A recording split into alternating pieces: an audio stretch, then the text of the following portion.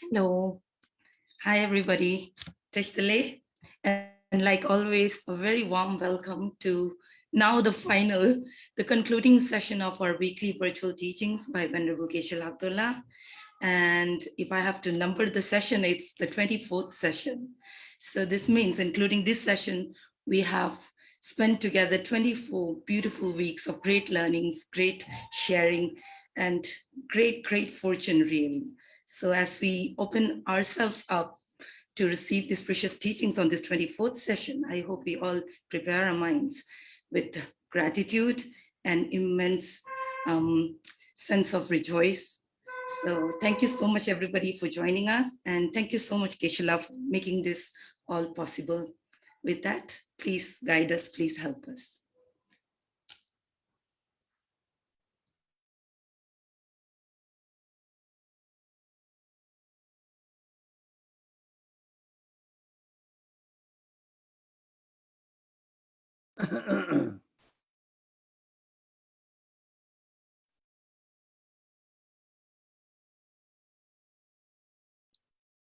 Yeah, so today we have the concluding session and concluding chapter. It was a wonderful opportunity, not only for you, but especially for me, because unless you are asked to do something, especially spiritual practice, whether it's the teacher or the student, unless somebody is poking or provoking you, then you tend to defer your practice thinking, I'll do it tomorrow, day after tomorrow, So I managed to read this whole text because of your interest and the foundation's request. So I rejoice over that. So today we are reading 23rd chapter, which is called The Two Examinations, as is translated in the root text. When among many, watch your words. When remaining alone, watch your mind. So that's basically saying examining or watching your words, or the two examinations are examining your speech or examining your mind, or watching your words or watching your mind. Normally, when we do any Buddhist practice, we are, we do it through the three gateways, that is body, speech, and mind. Either you do it physically or verbally or mentally. That's not just the positive activities, but also the negative activities. The only venue or gateway through which we do good things and bad things is only these three outlets: body, speech, and mind. So therefore, it is extremely important to ensure that you are able to restrain your body, speech, and mind from engaging in negative deeds, right? And out of the three, the most important is your mind, because it is the mind, which I normally call it the boss, which tells the body and speech to act in different ways, depending upon whether the mind is positive or negative.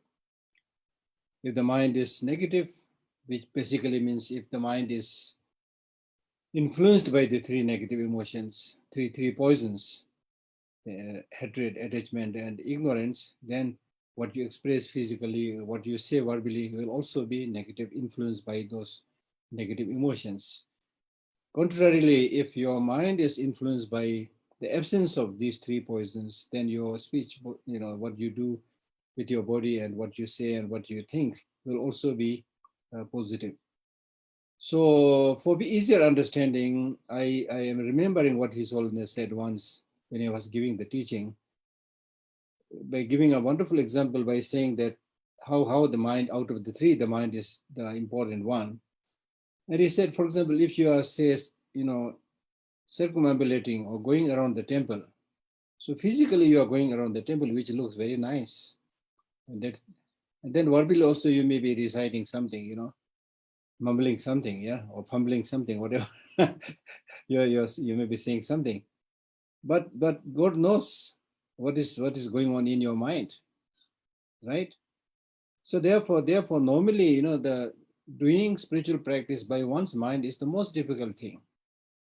And as ordinary beings, we tend to do those things which are appreciated by others, which are seen by others.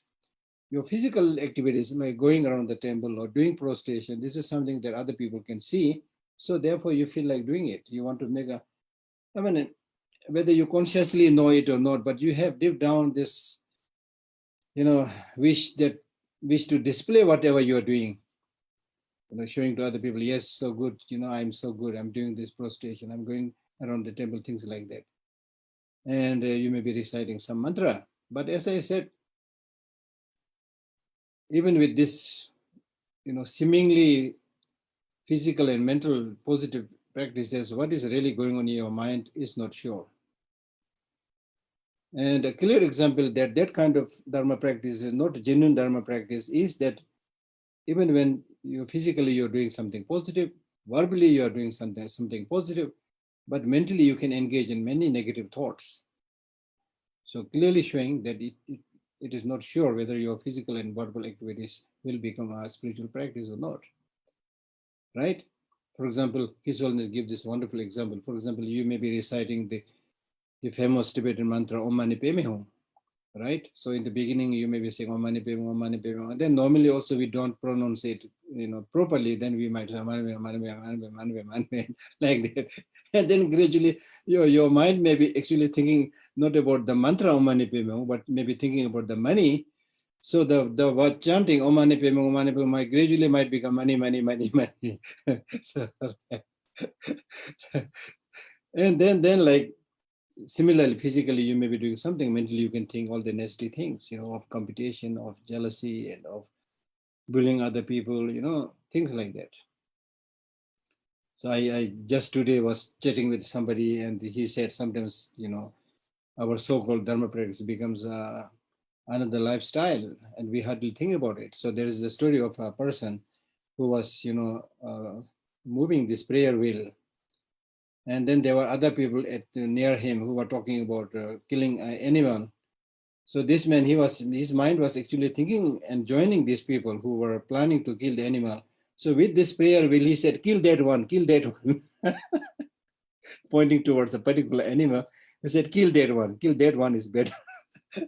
So he's supposed to be doing some practice, but mentally he's not into that practice, right? So, but if you are somebody who is mentally thinking about love and compassion, then having influenced by this more powerful energy mind, you cannot kick a dog when your mind is thinking about compassion. You cannot say nasty things when your mind is really thinking about compassion. So therefore, mind, whatever you do, not just spiritual Buddhist practice, but whatever you do, if your mind is there, if you are fully alert, aware, and concentrated, then whatever you do, you can achieve much quicker, and you will also enjoy it because your mind is involved in it. And so long as if you don't do that, but if you simply follow the social habits and customs and continue doing the so-called Buddhist practice because your parents have been doing or your country is doing and some of the lamas are saying, so without just thinking, just as we lead many different lifestyles, so that will become another, lifestyle. It will have not much impact, right? So therefore, it is extremely, extremely important to understand the essence of the Dharma teaching and ensure that we are able to grasp the heart of the teaching and make it relevant in one's life, right? I had repeatedly given the example that if you are thirsty, you need to drink water, but not necessarily the whole ocean, right? We don't have the time to read all the holy scriptures, and that is also not that important. What is important is you catch the essence of the Buddha's teaching. Catch the essence. There is always an essence, like the development of wisdom and compassion is the essence.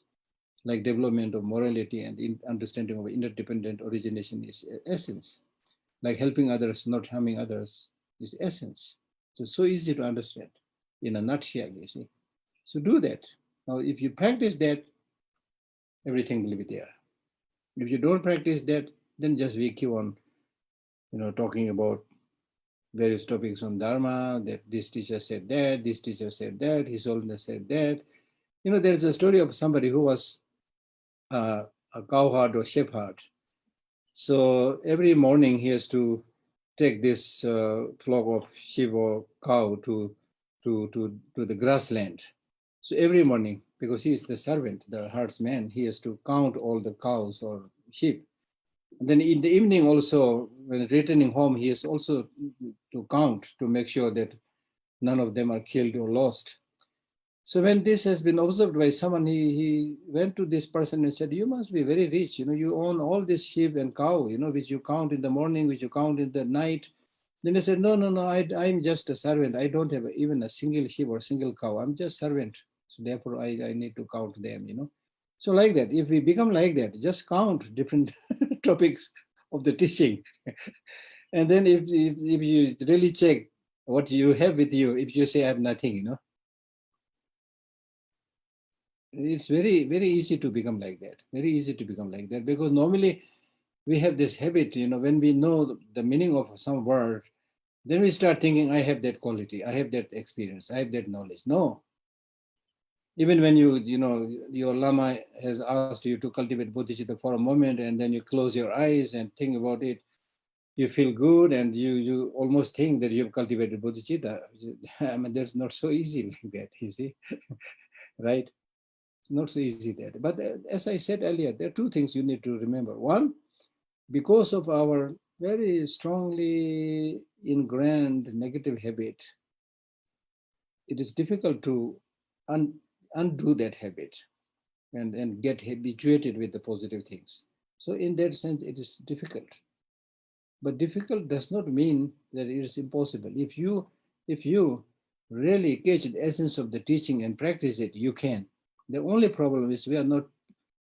I mean, I was reading one text which says that even if you really spend a part of the time that you are spending so much on many other things, mostly less important and in many cases total nonsense, you spend so much of your life and time on those things. And then this teacher says, even if you spend a part of those time and regularly do some practice, you can see the difference, how much change it will bring about. So that clearly shows that we are not able to cultivate these qualities because we are not doing it. We are not spending time to do it, right? So how can you hope to cultivate all these things without making any effort? When we talk about removing the negative emotions, don't think that negative emotions will go away there because they are impermanent. Anything impermanent that will change and go away, right? So negative emotions will just by the passage of time it will go away. It's not like that, because the continuity of the negative emotions, the imprints and habits are, if not challenged, it will continue to arise in you because your mind is a fertile ground for these negative emotions, right? So therefore, we need to make special effort. In addition to the possibilities of change, which is the natural process, we also need to contribute our part, making the effort and fight against these negative emotions and lessen it. So if we do that, it is possible. As I said the other day, that when you cultivate, for example, wisdom, which really sees the root of problem, ignorance, then it's really like lightening a light in a room which has been kept dark for hundreds of years. The darkness has been there in that room for hundreds of years, but just by putting on that light, the 100 years accumulated darkness goes away. So that example is also there, meaning that if you are really able to cultivate that wisdom, I mean, there's a big point there, because many of the mistakes and confusions that we have, that we do, is based on that ignorance. And once you remove that ignorance and sees the truth and the reality is there, then many of the things towards which you are clinging, you're attached, all this will, you will see all this as totally nonsense, totally meaningless. And I had given you this example earlier, citing the quotation from 37 Bodhisattva practices. I had given you this example of rainbow, which looks very beautiful out there. But because the rainbow is just ephemeral and no essence, nothing, and then just because of the appearance, of having many colors, if you go there and try to catch the rainbow, you will not be able to do it. So many of us know that. Therefore, we never go to catch the rainbow because we understand that. So similarly, trying to grasp onto many of the things where we normally get stuck, if you understand all these things as a rainbow, and that's not easy. You need to spend some time to think why all these things are like rainbow. So that's why we talk about having no independent existence, no intrinsic existence, and so forth. Once you truly, truly understand that, or even get a glimpse of it, then at least that the tight grasping and craving towards this object will be loosened. That itself will be almost like giving you a great freedom, right? Because there's nothing to hold on to, no meaning. It's like holding on to a dream. And I had earlier cited this example of mother getting the dream of a birth of a child and then the same child dying. Because the child was born, she was happy and laughing in the dream.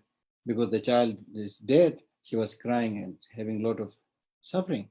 But because she was sleeping, she was not awake. But as soon as she woke up, she realized with great relief that, oh, this is just a dream. So it's like that. It's like that. So therefore, what we need to do is to make some effort to understand those undeniable truth, reality, starting from suffering, then impermanence and things like that. Therefore, many texts decide that it is by understanding suffering you will understand impermanence. It's by understanding impermanence you will understand selflessness. So therefore, in the four seals and in the four aspects of the truth of suffering, when we talk about suffering, impermanence, and so forth, we are not just talking about impermanence of a rock or a mountain. We are primarily talking about our own nature.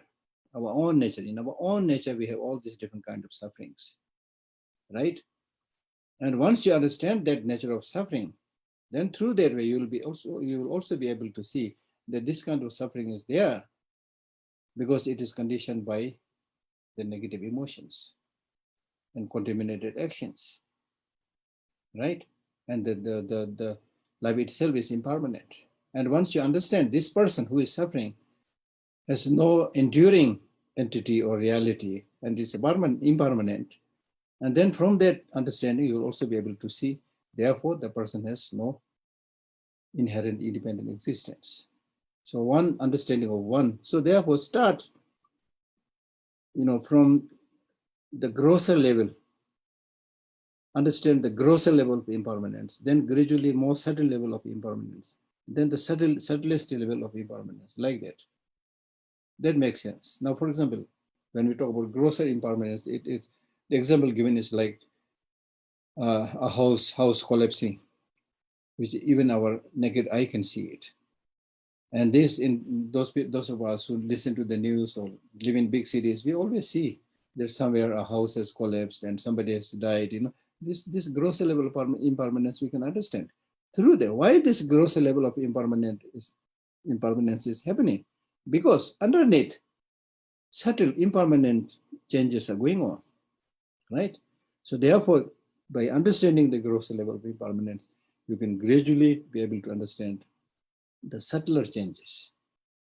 And when we go to the subtle changes, it's really almost like imperceptible subtle changes that are going on. I normally say this. The life itself everything is in a flux. The so-called life is really nothing but bubbling energy, right? It's bubbling. It has always been compared to water bubble and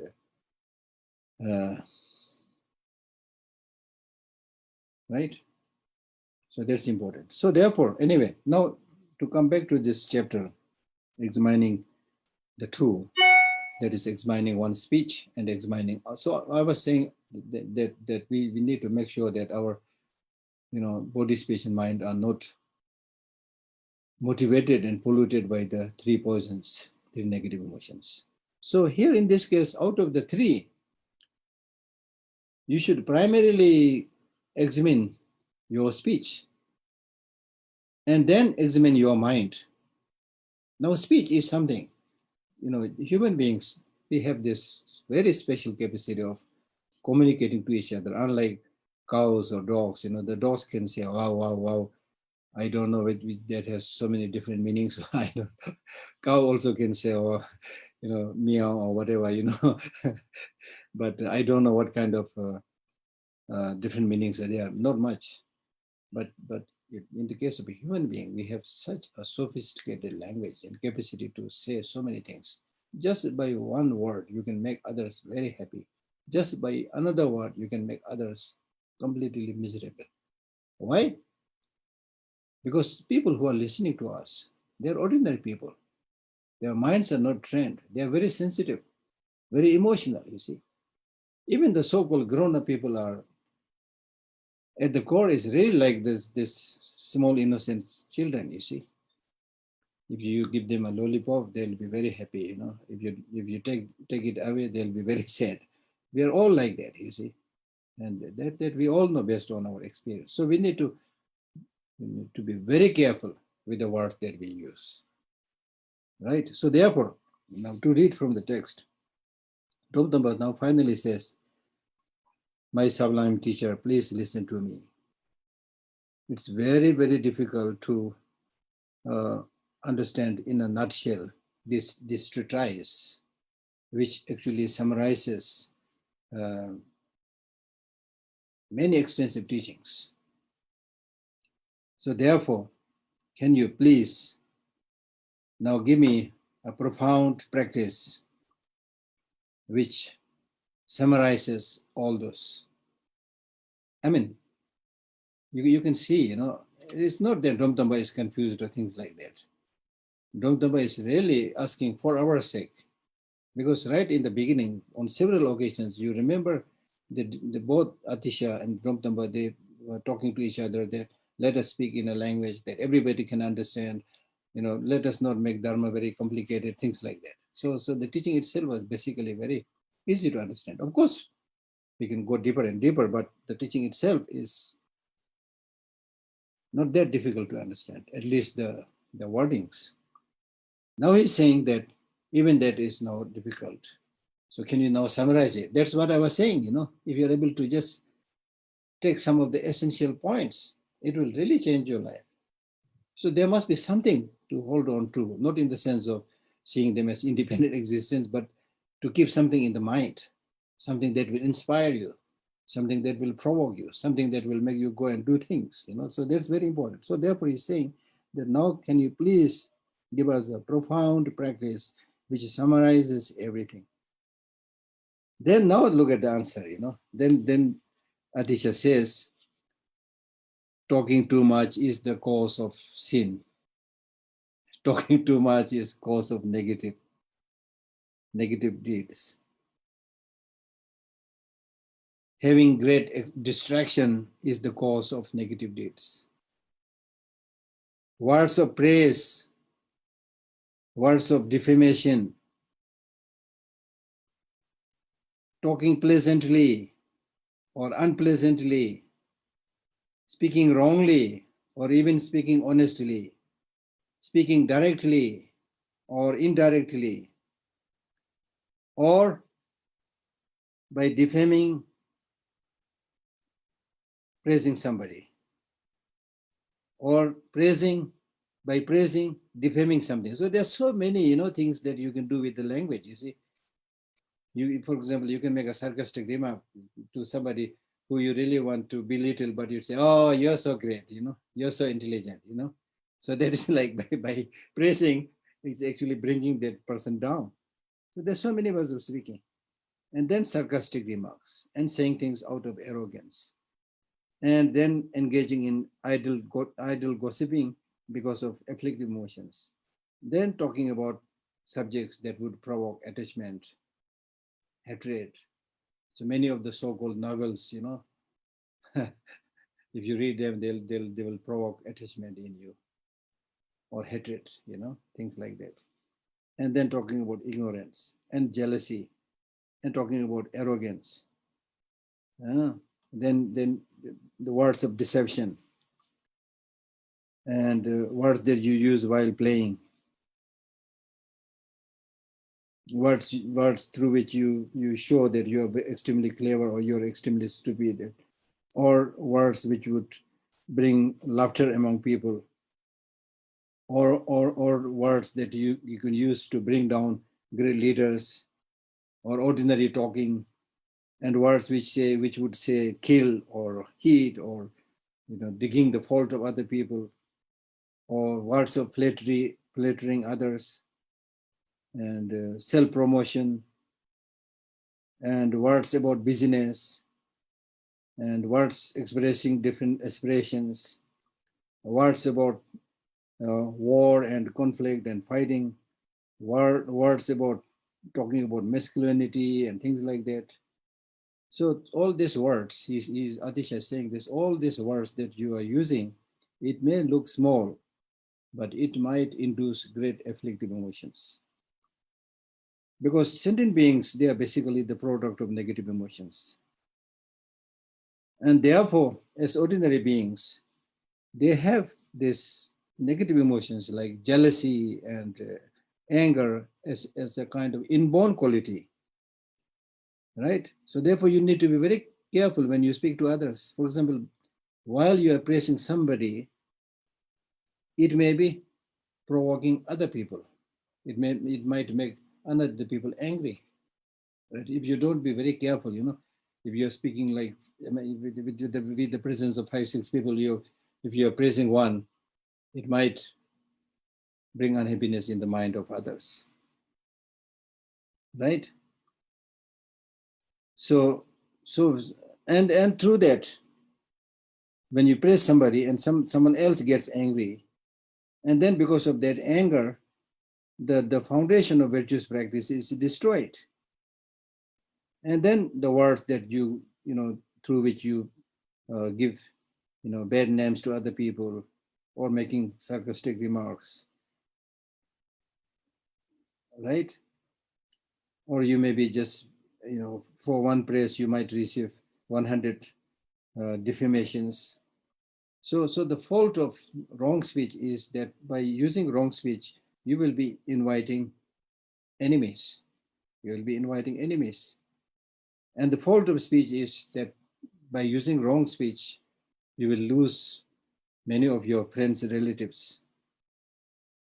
And to make a long story short, at the end of the day, the fault of speech is that it is said that if you lie or engage in gossiping, things like that, then in the future lives, your tongue itself will be used as a field, and on which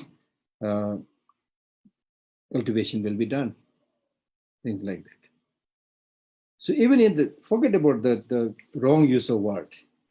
Even if you use very soft speech, right?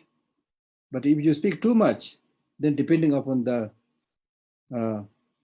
intonation, right?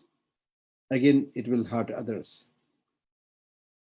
Because even if you are praising somebody, that person may not receive that praise in a good sense, but he might take it as a kind of personal attack. So therefore, just by praising, you might make somebody as your enemy. And if you praise somebody who is already negative and bad, then that would again, of course, provoke that person. And if somebody is already good, even if you praise, they'll not be happy because they don't want that kind of praise. So therefore, it is always better not to speak too much.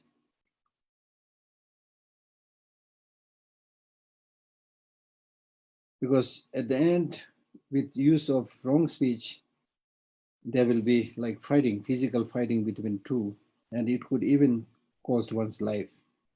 And the result will be to be born in a negative state of existence. So therefore, it is intelligent, it is important to guard one's speech. And I've said many times that nature has given us 2 ears, 2 eyes, only one mouth. So that means you should you should listen more, see more, and speak less. And His Holiness the Dalai Lama has repeatedly said, if you speak more, you will not learn much. But if you listen more, you will learn many things from other people. Right?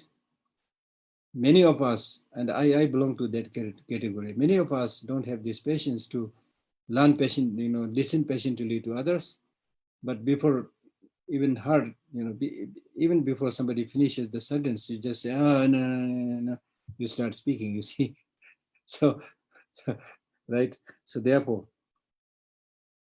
there is a Tibetan saying which says, "Marmar chela dapo majam na riri ulam goji." This is a Tibetan saying, which means marmar. I don't know how good I'm going to translate this. Marmar chela dapo majam na. This reddish tongue, if you don't take care of it, then this roundish head might get beating. Okay, right? And yeah, so therefore, the speech that we use, even though it is not sharp like a blade, but when you use wrong speech towards somebody, it can chop other people's heart into pieces. Meaning right? So we should be very careful. As Nagarjuna in his letter to the friend, he says, if possible, your speech should be like honey. If not, at least it should be like a flower. But it should not definitely be not like a filth. Some people, whenever they say something, it just makes everybody unhappy. So therefore, you will notice some people who are so talkative and so hurting that as soon as they see these people, they'll just walk away, go away from that person. You see, and then there are others who speak so softly, so kindly, so nicely. They listen to others. And I've been observing this in the library itself. Although I'm speaking, giving more teachings than many of the staffs here, but I've noticed many of them are like much more softer, much more kind, much more gentle than me. You see, so you need to learn from them. They are the real teachers. You see, not one like me who is just talking. You see, really, because every person has different habits, different tendencies, die-hard habits. It's difficult to get rid of those habits, but it's important to understand your own habit and then change the negative ones into the positive one. Right? Now, another thing that you need to examine now here is, when we talk about examining the speech, first you need to examine the object towards which you are using the speech. Now that means if there are many people there, then Atisha advises, if there are many people there, then it's better you remain silent. I mean, this is such a good teaching. And if there are people who are devoted and faithful, then it's good you speak, share good things. And if there are people who are really learned, and then praise them. If there are people who are really disciplined, then you should praise their great sense of discipline. And if you find really kind-hearted people, then talk about practices. They'll appreciate it, and you will learn from them. And if you see very sinful, negative people, then you should gently avoid them, or deal with them in a manner appropriate to them. Right? Because what he is saying is, even if your motivation is good, you cannot change other people like that, you see. You need to be very kind of diplomatic or very skillful, right? But if whatever you're going to say, it's really going to be a positive counter force, then you can speak that out. Otherwise, you should restrain all this force of the speech. Second, when you speak to others, first, do not let the word come out from your mouth. Just hold it at the throat. You're thinking to say something, but before letting it go out, just hold it in the throat. Just hold it in the throat. Nothing. Then think what I'm going to speak. Is there any expectation? By saying this, I'm expecting something from somebody or not expecting anything? Whether there is attachment or hatred or not, whether there's clinging to personal benefit and profit, whether it's related to scolding and defaming others or not, whether it's whether it's going to be an idle gossip or not, or lying or not, divisive talk or not, or are you going to make a sarcastic remark or not, whether it's going to harm other people directly or indirectly, whether the word you're going to use is that of a Arya or learned one or ordinary talking, whether what you plan to talk is meaningful or meaningless.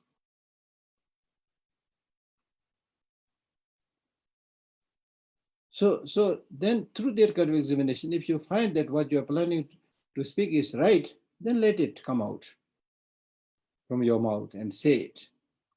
But if you think that this speech that you're about to talk about is polluted with many of these concerns and negative emotions, then just imagine this speech that you're planning to speak should be dissolved into the letter syllable ah, and then disappears.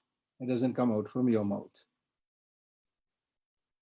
And not only that, let us say if you're somebody who is very fond of doing your regular prayers, right? But if you do that prayer loudly in front of somebody who is doing meditation, concentration, even that is improper because you are disturbing other people. Or if you do that practice in front of somebody who is very fond of belittling everything, that's improper. Or if you praise the Mahayana practice in front of somebody who doesn't like the teaching at all, it's wrong. So don't share those teachings in front of those people who have no faith. Then also in terms of your showing respect to your Lama, to your abbots and things like that, you may have great faith, great respect to them. But if you are with somebody who is full of attachment and hatred, then in front of this person, don't praise your Lama or your abbot, because by doing that, this person will again develop his hatred, attachment, and things like that. So therefore, when you find that that other person is an improper, vessel, then don't declare many of these secret practices. So in short, until and unless you have clairvoyance, if you have clairvoyance, then of course you will know properly whether what you're going to speak is going to help others or not others. So until you have actualized clairvoyance, it is primarily important to restrain your speech,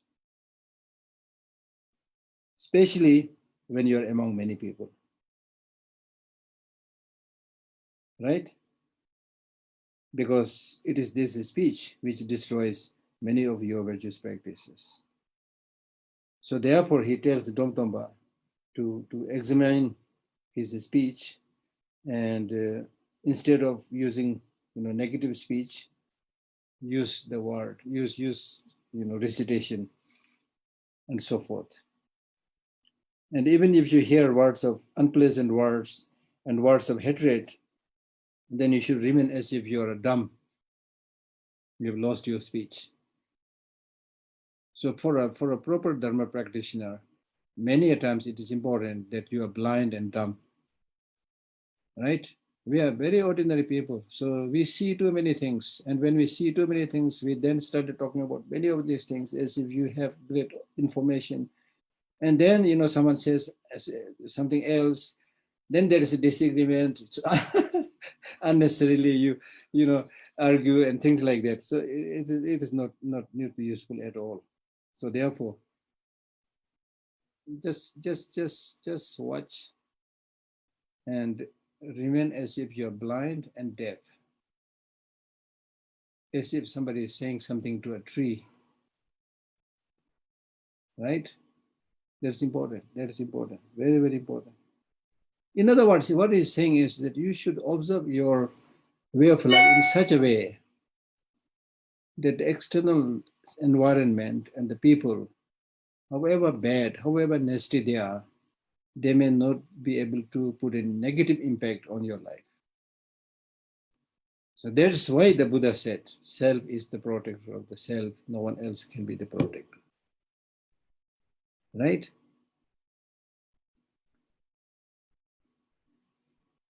So that's why I cited this quotation from somebody where it is said that before I was intelligent, so I planned to change the world. But now I'm wise, so I've started changing myself. That's the only way to change the world also. Right? So therefore, it's important to develop a way of life where your body, speech, and mind contributes to the well-being and happiness of others.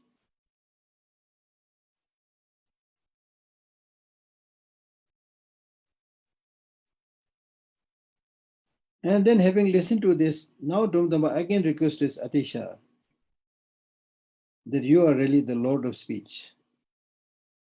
Somebody whose speech is not tainted with any negative emotions. Kindly listen to me, you the supreme teacher. What you have so far said is a wonderful advice to many of us, or to many people. Now can you please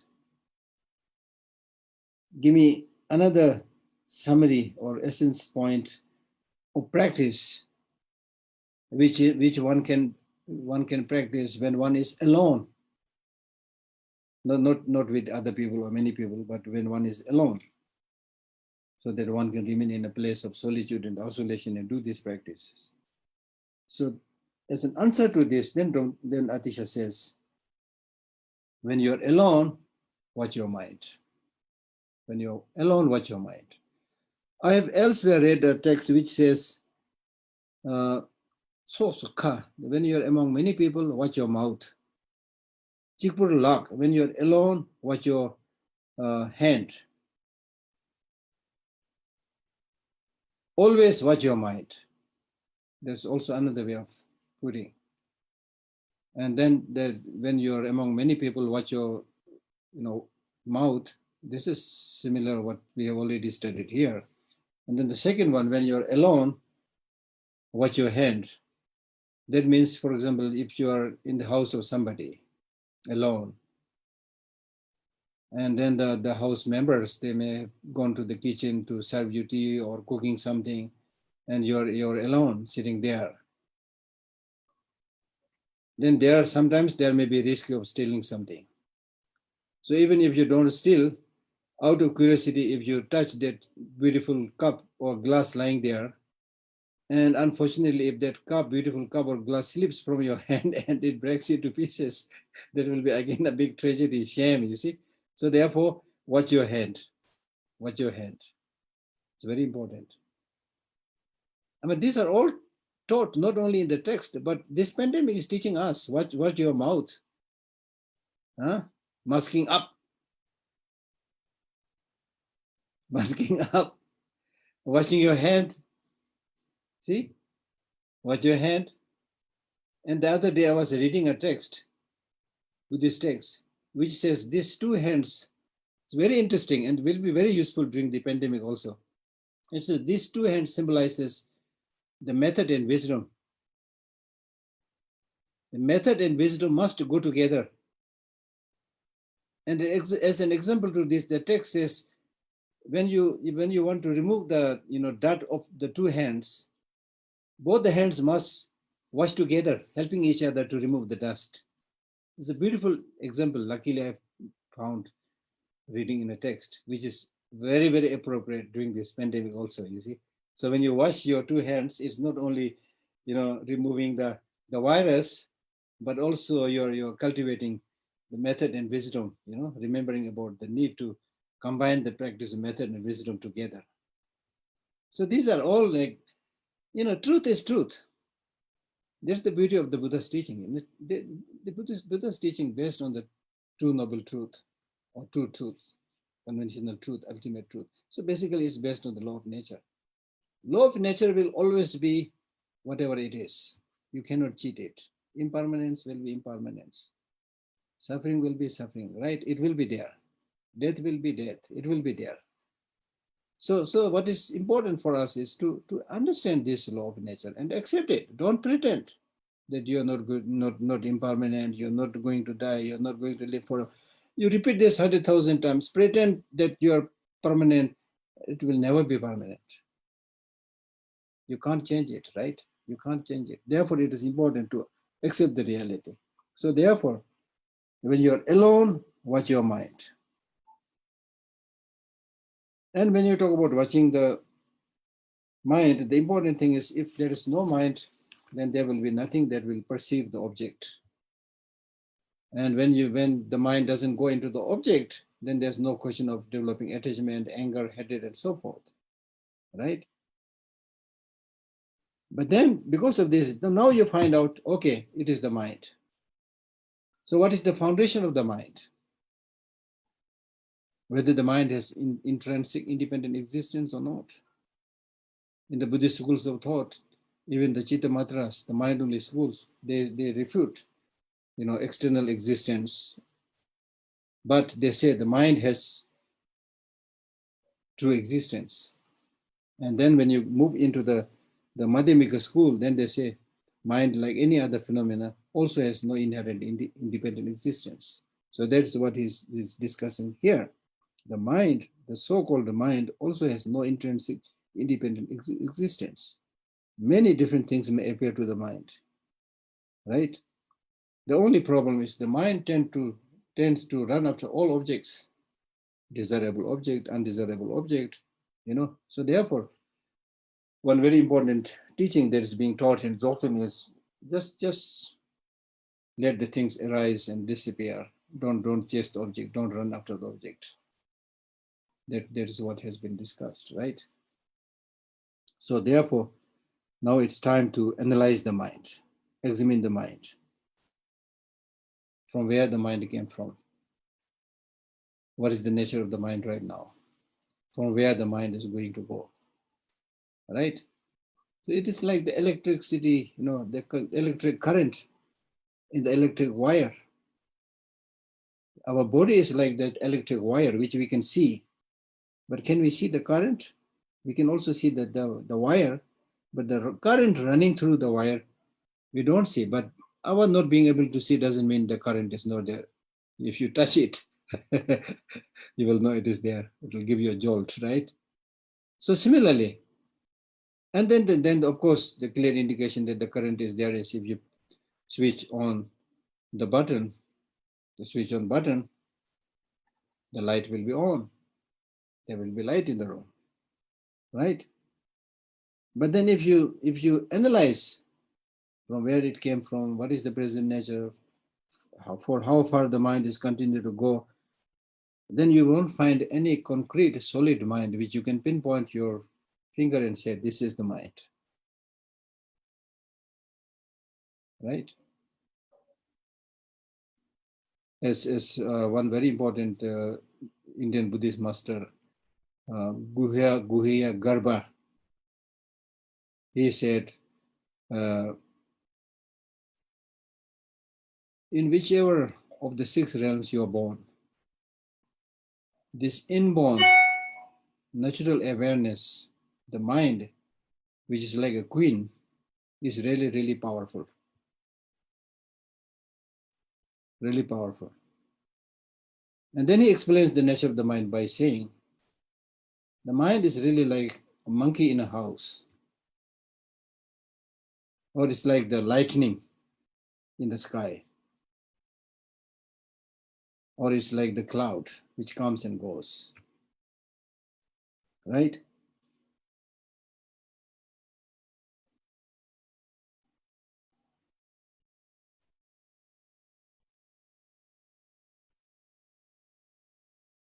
Then you can also,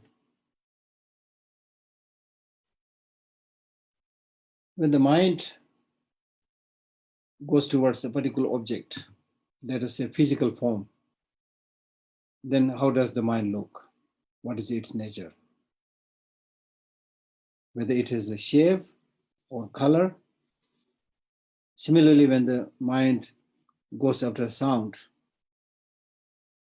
the mind goes after the sound, but whether the mind itself has, like when the mind goes after the physical form, it's going after the physical form. But in the case of mind itself, has it any shape, color, physical form? You won't find it. Similarly, when the mind goes after the sound, the mind itself doesn't have that sound. Similarly, when it goes to the taste, and so forth, towards all the sensual objects. So therefore, you will find that mind is basically a conceptually fabricated thing. But then you also examine that conception, that conceptuality, right? Then it will disappear like the rainbow, as we already discussed. And when you don't find that mind through repeated search, then you are actually seeing the nature of the mind. You are really seeing the nature of the mind. So in order to see that mind, you need to also accumulate some merit by doing the 7-limb practice and so forth. We discussed about this earlier. So to summarize this topic, we are basically talking about 2 examinations. That is, when you are among many people, examine your speech. When you are alone, examine your mind. So in these 2 auspicious examinations, everything will fall onto that.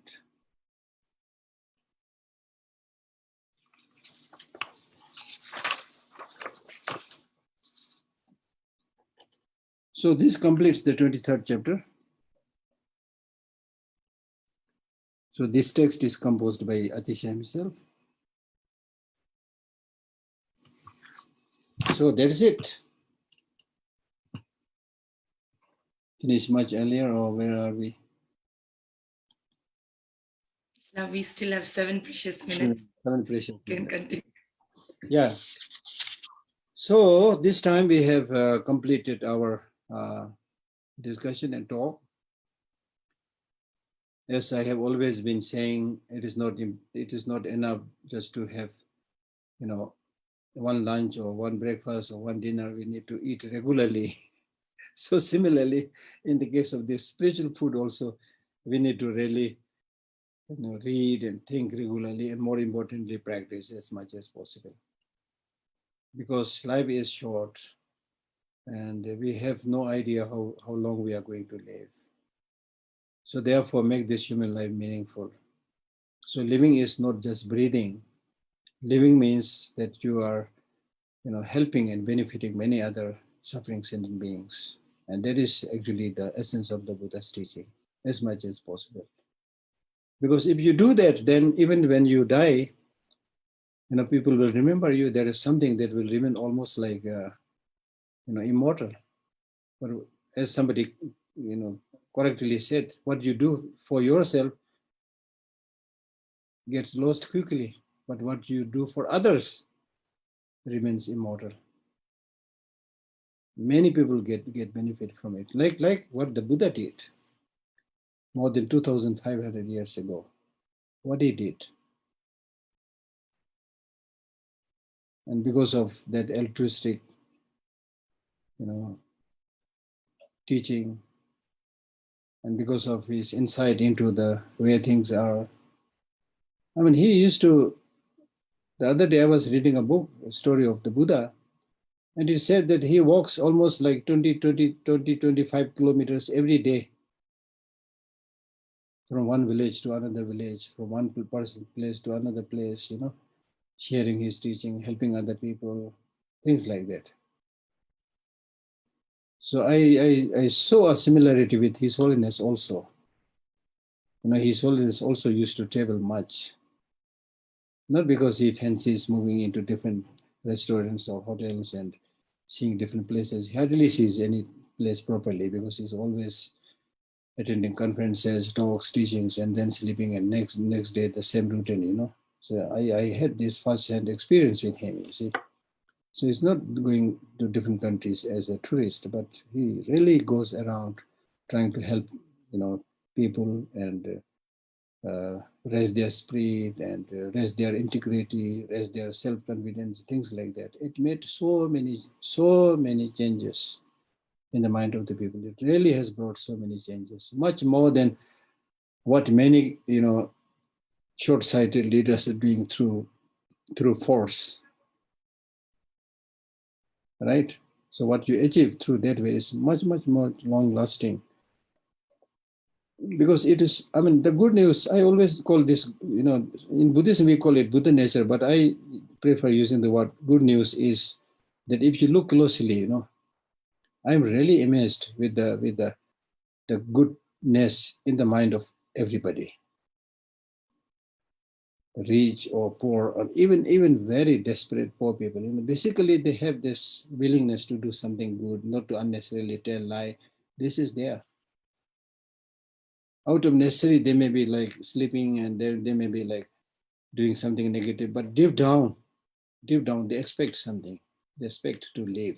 They expect to be happy. They expect that things change. I saw this clearly everywhere. That's great news. That's good news. That's really good news. Because the wish to have happiness, all of us. I started the teaching by saying we all want happiness. And nobody can deny that. Not only we want happiness, we want a long-lasting happiness. So this, right from the birth, having this long-lasting wish to have happiness is good news.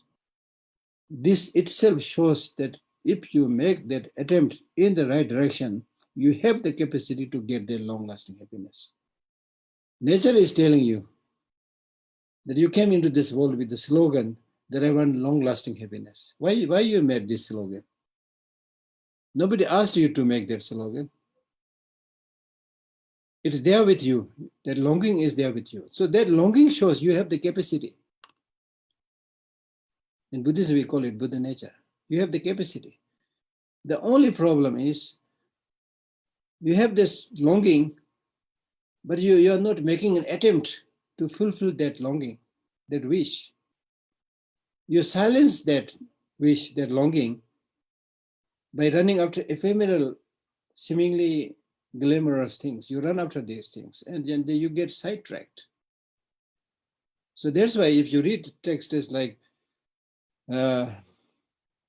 Maitreya's Sutra Alamkara or Uttara Tantra, it speaks about the Buddha nature, something like a treasure hidden underground. It is there, the treasure is there. The only thing is you need to excavate a little bit and remove the dust over that hidden treasure. And once you're able to do it, it is there, the treasure is there. So many wonderful examples are given in those texts about the presence of Buddha nature in us. It's just like another example is just like a butter lamp that is lit in a pot. When that pot is sealed or covered, you may not see the light. Inside it is there light, but when you remove that cover, you can see the light shining out. So we have this capacity, and I am not interested just citing the quotation, but what I'm telling you is through first-hand experience. Not just me, but all of us have that. You see carefully, you observe other people. Basically, they have much more goodness than badness. And the badness that you see around are mostly environmental result, the result of the surrounding in which people are living. You see, there is a discrimination, there is a lack of showing compassion and things like that. So people are like carried away this short-sightedness and the lure of ephemeral things. But if you really see it, there are many poor, extremely poor people still trying to be very honest. Majority, I'm saying. Yes, among this majority of population, you will here and there find one of people who will be like, who will appear as if they're completely incorrigible. Those things sometimes we see, but I'm talking about the majority of the people. And His Holiness has given this example by saying that we should never lose hope, even if some nasty things or bad things are happening, in big cities and things like that. And he said that, for example, even in the big city like New Delhi, in a day, how many people are killed in a normal day? Maybe just few. But how many are nurtured, looked after in a hospital? How many are looked after by the mother, families? Countless, millions are looked after. So that shows the goodness of people. And then why so much is coming in the news? Because whatever is against human nature becomes news. Bloodletting, for example, if you bloodshed somebody, that's against human nature, it will become news. But about mother showing love and compassion to the children, it will never become news because it is something people take it for granted that we should do. So that is it. This is something we all say. Somewhere I discussed, a long time back during the Aristotle and Plato period, they discussed about whether it is important to teach ethics or not. There was a big debate. This debate arose because most of the people thought ethics is something that people will naturally do. No need to teach it, you see. So the point is we really have this goodness there. And you can say it, I can say it with first-hand experience. So that's good news. So therefore what we are trying to do through Buddhist practice is to let that Buddha nature shine out by being kind, by being nice, you see. As I said, it depends on the surrounding, If you really change the surrounding a little bit, people really get transformed. And so that's why proper education to the younger generation is the most important thing. Because in the future, the world leaders have to come from these young people. And we should really teach those values and good things to the younger generation so that they're able to live happily and harmoniously. So that will be the greatest gift that we are going to give to the younger generation. Not just concrete buildings and things like that, right? So therefore, these are the important points that we are discussing while we study such important text by Atisha and so forth. So therefore, it's not only in the Buddhist text, as His Holiness was saying, that in many of the ancient Indian tradition, in those days, people really great thinkers, they had the time and they had the patience. So they spent like whole life thinking about the law of nature and the good of everybody, you see. So the wisdom heritage that they left is a precious mine, which we must once again explore and share it and make it available to everybody. So it was my great pleasure to be able to read this text.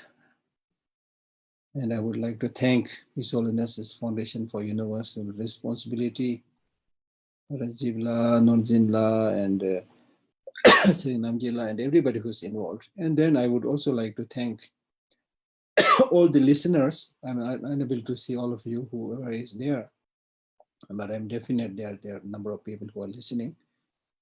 And I also personally received a few letters from some of them appreciating the talk and that they benefited, which is my pleasure because you have given me opportunity to collect a little bit of merit. So I would like to thank all of you. All right, so I stop talking here. As Atisha says, don't speak too much.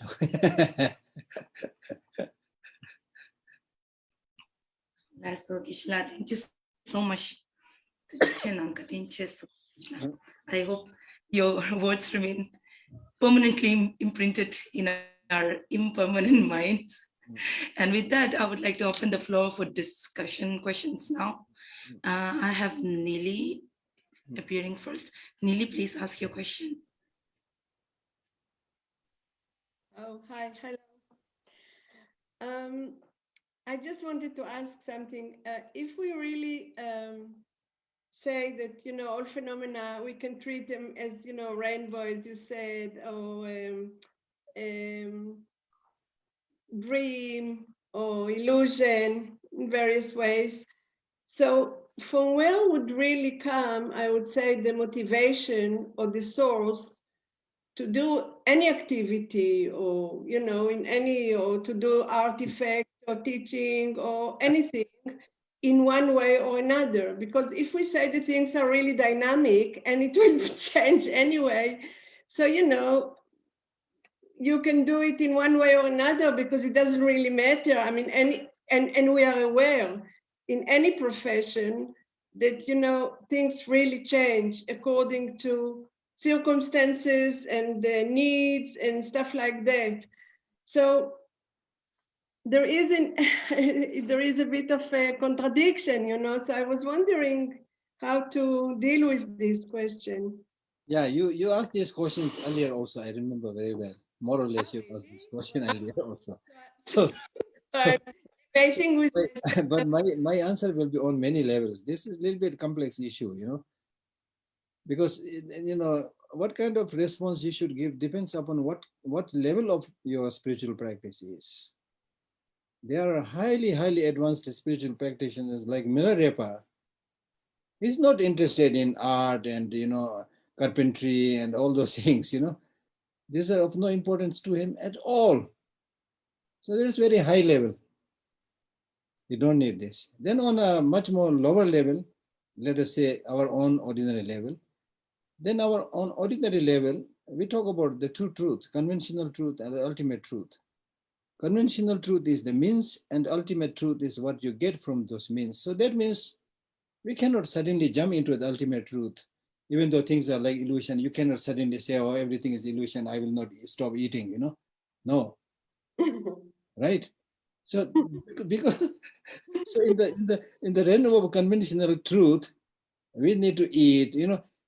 Now the problem here is normally to our ordinary mind, we tend to think that if the art you make or the people you love, if they are not permanent, then if they are changing, if they are like rainbow, then what is the fun of making love with this person? What is the fun of creating this art? That's what we tend to think, you see. So that's, I think, big wrong understanding. Wrong understanding. In fact, the beauty is there because it's changing, not because it is permanent. Because of its capacity to change, it can benefit many people. Like, for example, the person you love, if that person is permanent, not like rainbow, never changing. I mean, imagine if there is a person who never changes, who never smiles. Never changes means never smiles, right? So Right. so, so imagine, you know. So then there's no need for you to love that person, you know. Or there's in fact no hurry to love that person because he'll be there all the time until you get completely bored. Now, the beauty of love is there because that person is changing. Number one, with his changing, there will be changing expressions, beautiful things, beautiful qualities, you know. That person is going to develop qualities which he has never had before. He's reacting different things, you know, learning different things. That beauty is there's a growth. Just like flower, you see. Right? And then secondly, because that person is changing, to the extent that person will die one day, because of this, you must love this person then. And loving that person also not tomorrow, day after tomorrow, right now. yeah, Because that's tomorrow that person will be there or not there, it's not sure. So don't worry about whether it's there or not. But right now you love that person, you see. This is the moment. so the moment is not a rainbow. Moment is rainbow. Like for example, the best example that you can get is dream. The dream that you get in the night is changing all the time. But even that dream can affect your emotion. If you get bad dream, you get nightmare. If you get good dream, you even laugh while you are sleeping, you see. So anything changing or anything like rainbow doesn't mean they are not there. Rainbow is there. Rainbow is there. When people when they see the rainbow, they feel happy, you know, they take photos. So the fact that it is changing doesn't mean that it is not there. So therefore your art is there, your beauty is there, your sculpture is there, you know, these are there. But what we are saying is these are there. We are not saying that they are not there. These are there, but don't grasp onto them, because they don't exist as you think. Because we tend to think not only the rainbow is there, but because it is beautiful, we tend to think that the rainbow is there forever. It exists from its own side, and we develop grasping and clinging. That brings problem. Rainbow is not the problem. The nature of rainbow is not the problem.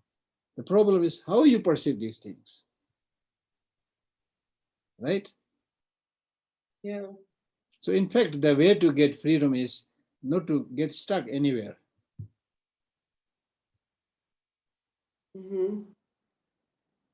Something like that, but we need to think more and more. Yeah. Well, I just want to sum up really personally. I want to say that really your teaching are much beyond words. And yeah, thank you. I received your letter, beautiful letter. Thank you. And if you can suggest that, you know, Rajiv and both of us read your letter. Thank you. Yeah. No. But if you can suggest, you know, any other platforms that you will be teaching in the near future, I think everybody will be very happy. So I'll let you know. I'll let you know. So really, thank you, and just be safe. My pleasure. Yeah. Shalom. Shalom. Yeah. Thank you, Nili. Thank you so much, Geshe. We have questions from 2 more people. So I'll request Dinara to ask her question now.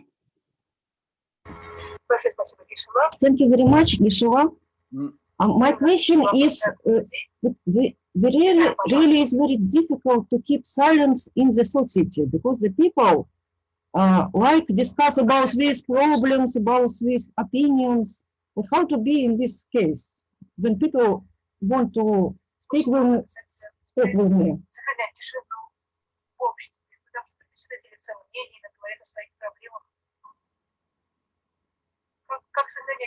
Your voice is breaking.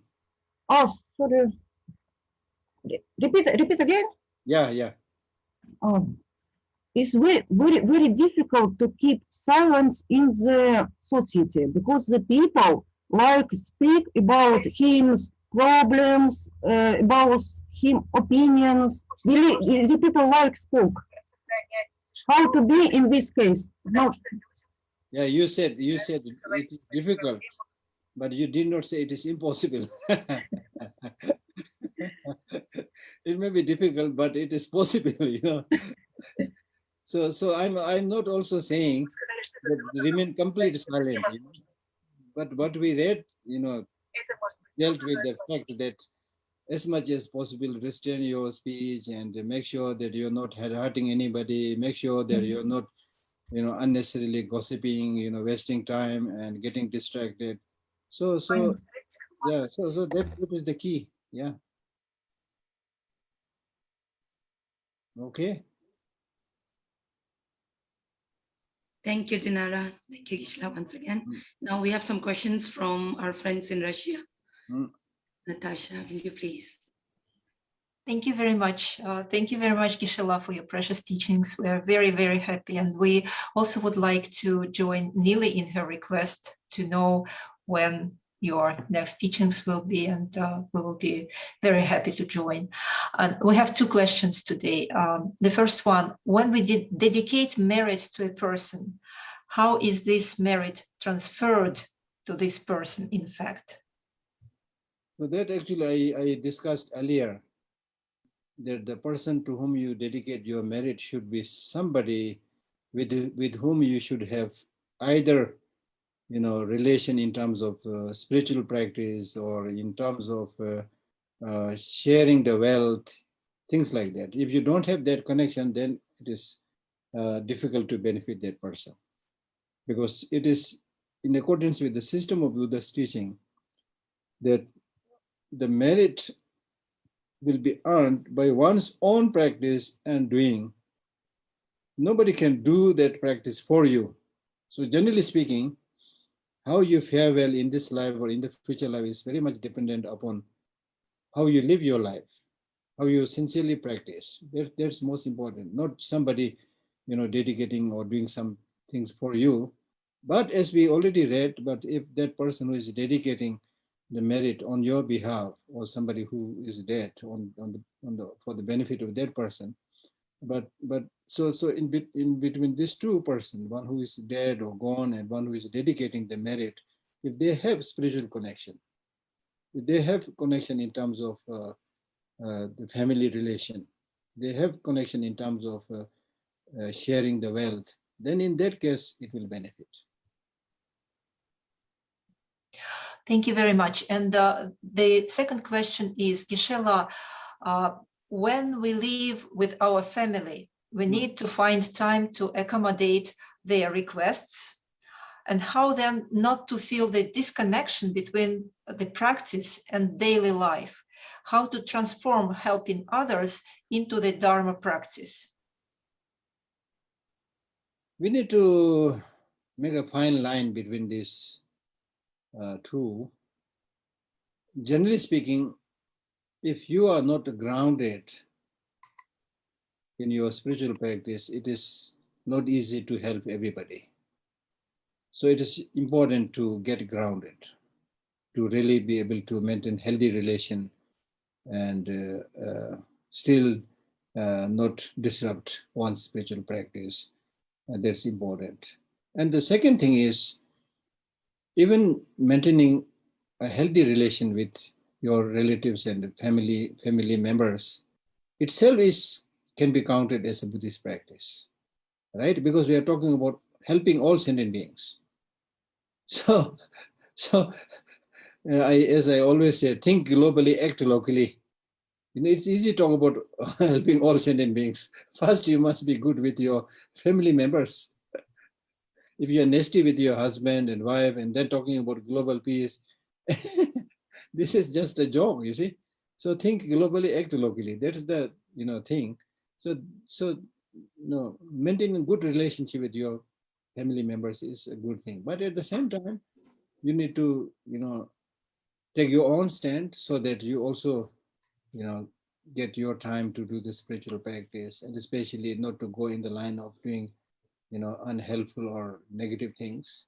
So it's not easy, not very easy, because in many cases the family members will be very demanding, because they know how to live the ordinary life. They don't know anything about spiritual practice, you see. So I've met many people who family, the fathers and the parents, they are very worried about the marriage of their son or daughter, and then getting a job and earning money. That's the primary concern, you see. That's understandable to some extent. This is the way the world lives, right? But so therefore you cannot right away say, oh, I've suddenly become Buddhist and I've become almost like Milarepa, so I have nothing to do with you. Many people do that. That I think is not healthy. That I think is not healthy. In order to change others, you need to, as much as possible, in a positive sense, live with others, help with others, and show that you're also able to do the worldly things perfectly well like others, right? It's not that you are somebody who has lost the battle with the ordinary world and then as an excuse you talk about a spiritual practice. I've seen a number of people like that, you see. They are neither good here nor good there. Then they say, oh, I'm going to do spiritual practice, which is just a lame excuse, So don't do that. Don't do that. Lead a normal human life. That I would say. Lead a normal human life, a sensible human life. Sensible human life means that even if you want to benefit your relatives and family members and things like that, the best way of helping them is not just giving money, but giving them hope, giving them sense of integrity, things like that. And that in the long run will help everybody, right? So there are a number of things to think about, yeah. Geshe-la, thank you very much. And if I may, we just received one more question from our audience on YouTube. If I may ask this one. When I do something bad, I accumulate negative karma, right? Mhm. So how to correct this negative karma? And the second part of the question, is there such a thing as a karma of a family? Yes, yes, yes, yes. We talk about individual karma and collective karma. So the collective karma may be collective karma of the family, collective karma of the society, collective karma of the nation, and things like that. It is there.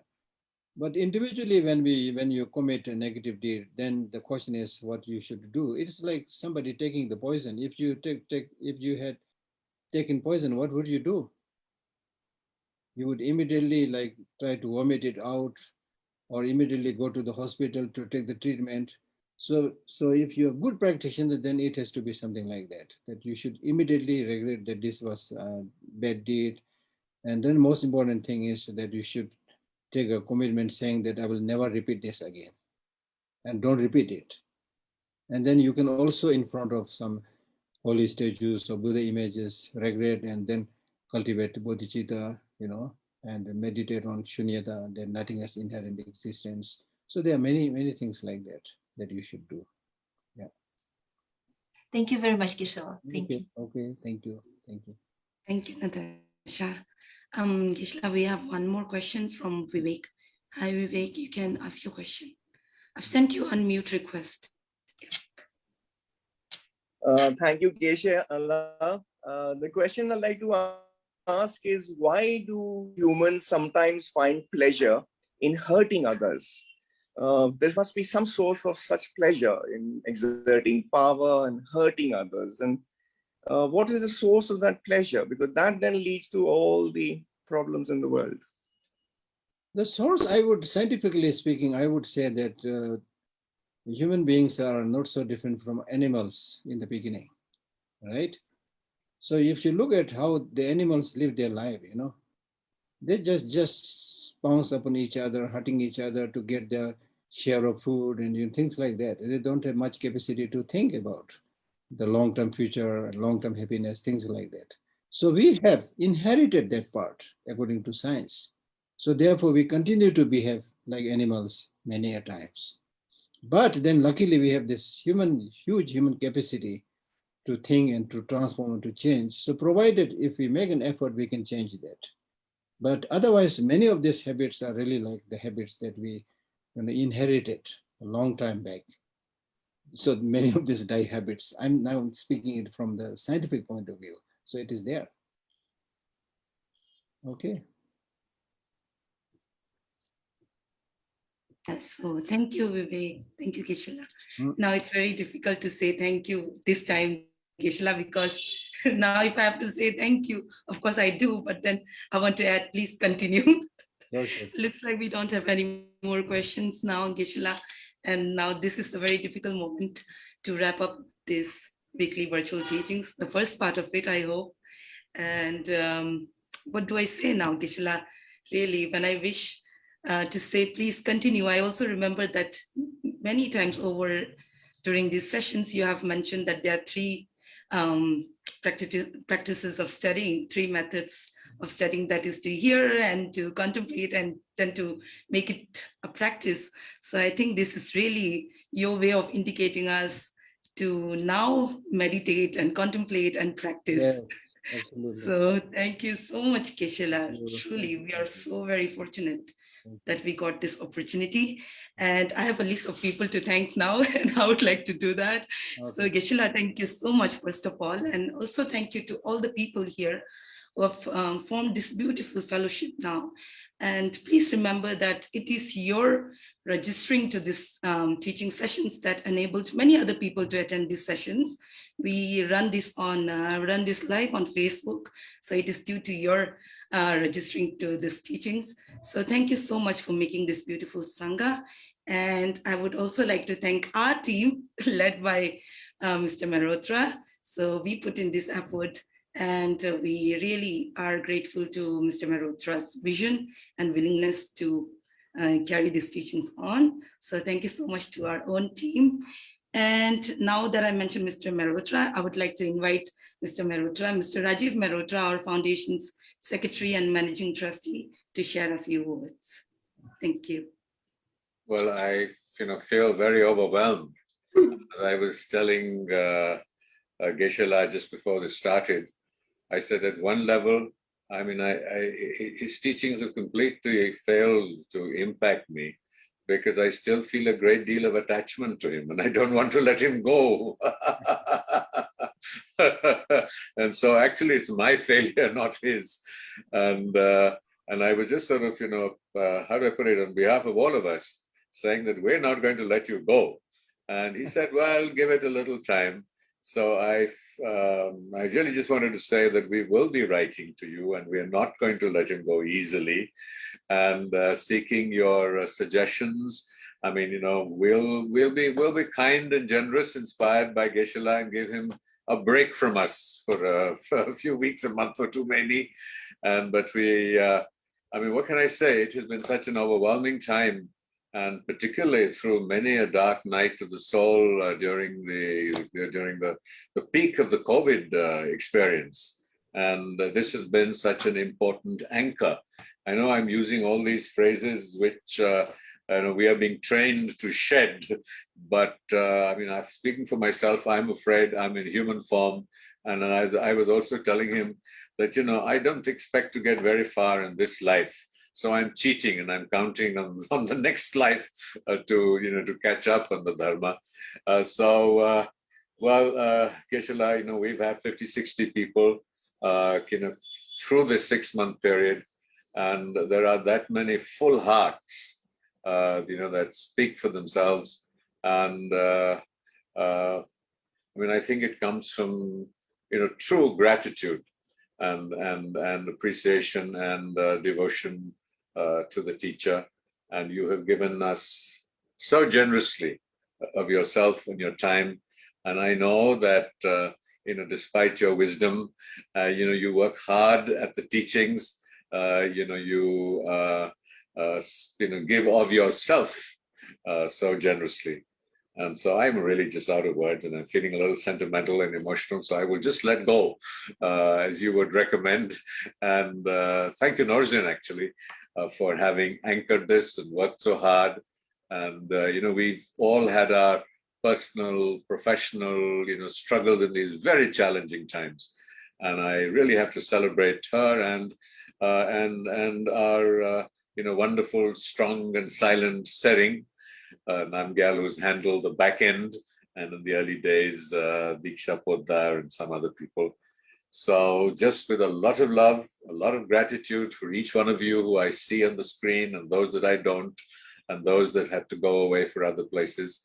One of the sort of, how to put it, the most important missing elements in our lives has been the Sangha, because you can, the Buddha, the teachings can be accessed through books, and if you're blessed by, teachers like Geshe Lhakdor. But I think we're increasingly missing an authentic, genuine Sangha, which is so very important. And so we will be looking at ways to try and see how we can foster this Sangha, certainly at least between now and when Geshe Lhakdor decides to come back. So if you have any ideas and suggestions, we don't want to impose on you and say, no, we're going to do this, or I'm going to, or you must. But if there are any thoughts, we really want to respond to this. And I think the ultimate gesture of gratitude to the Guru and the teacher is really to follow through with our own personal and collective initiatives to practice. And I know Geshe Lhakdor says it, but not in the same words. That I know that His Holiness, whenever I see him, even if it's for 30 seconds, would always say, practice, practice, practice. And that is what we need to do as the final gesture of gratitude and to honor you, Geshe Lhakdor. Stay well. And I mean, we're nobody to say stay blessed, but stay well. Our prayers, love, and thoughts are with you. And even though you have often dismissed the idea of blessings, but we need your blessings too, I'm afraid. And so goodbye, and not goodbye, because we're going to connect and meet again together in the coming months. So good luck, everybody. Lots of prayers, lots of happiness, and let's be here for each other and with Geshe Lhakdor. Thank you.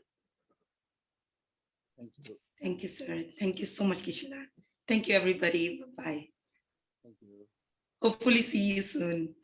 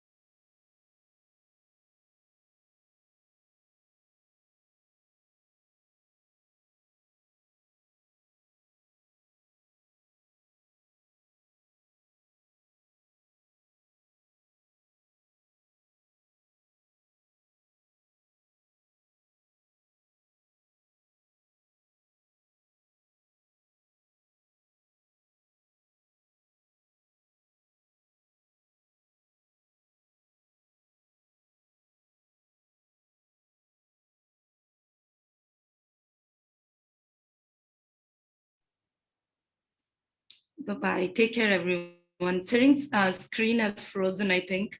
So it says screen sharing. Yeah. Take care, be well.